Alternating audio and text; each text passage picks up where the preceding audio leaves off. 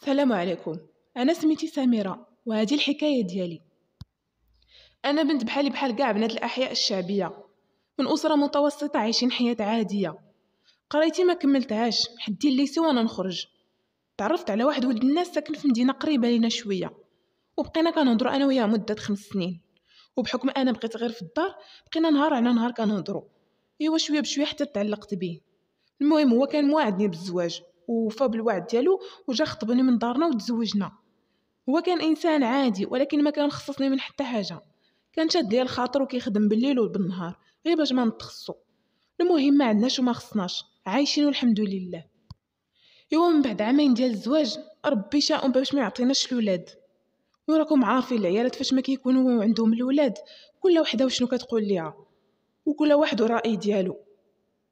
صافي بديت كنشرب العشوب، وكاع اللي قال لي شي حاجه شربيها بديت كنخلطها وكنشربها. والغلط اللي درت من كثرة الخوف ديالي ما قدرتش نمشي عند الطبيب.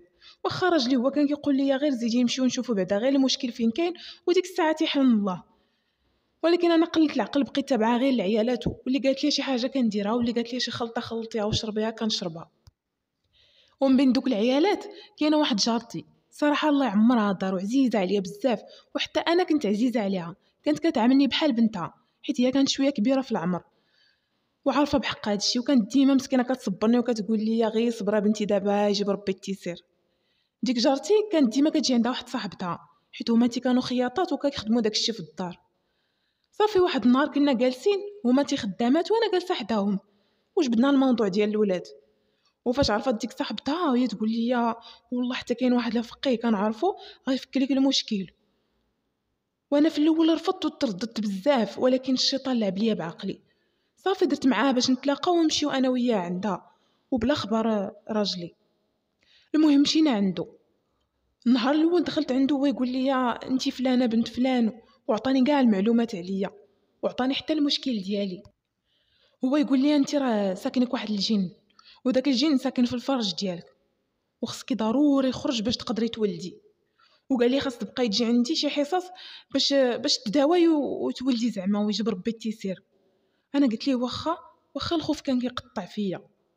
المهم كنت كل مره كنمشي عنده انا وهذيك السيده، كنت كي تندخل كيعطيني شي عشوب وكنبقى نشربهم وكيبقى يقرا عليا حتى كنغيب. وكنت كل مره فاش كنفيق كنلقى بين رجلي كيضرني بزاف بحال تمارس عليا.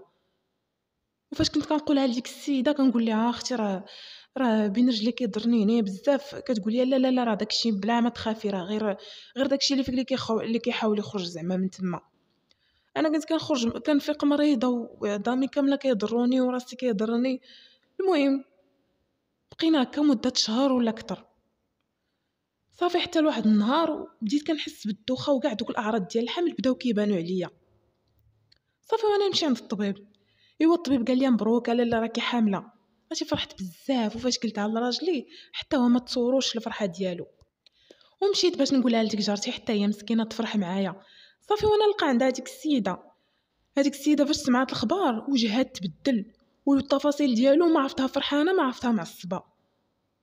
صافي بقات واحد السيمانه وهي تجي عندي وتقول لي شوفي انا وياك راه خص ضروري نرجعوا لهذاك الفقيه باش يكمل داك الشيء اللي بدينا.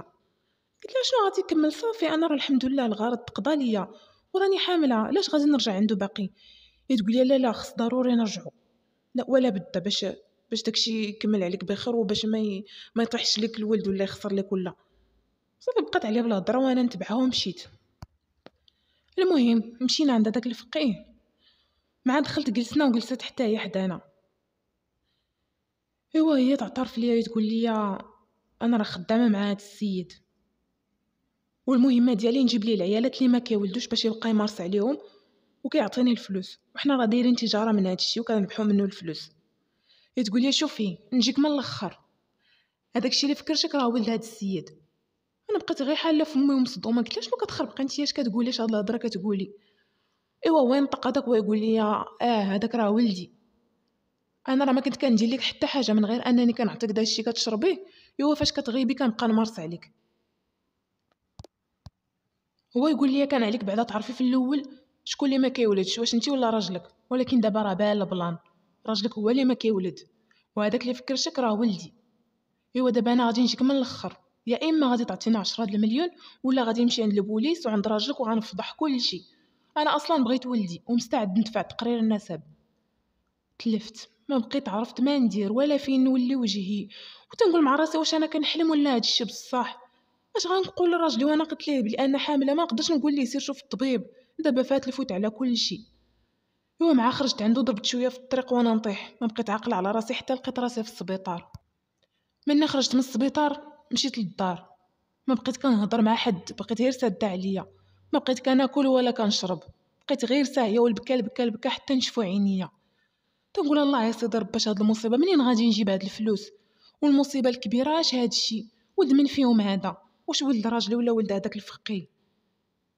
واش هادشي اللي كيقول لي هذا بصح ولا غير بغاو ينصبوا عليا؟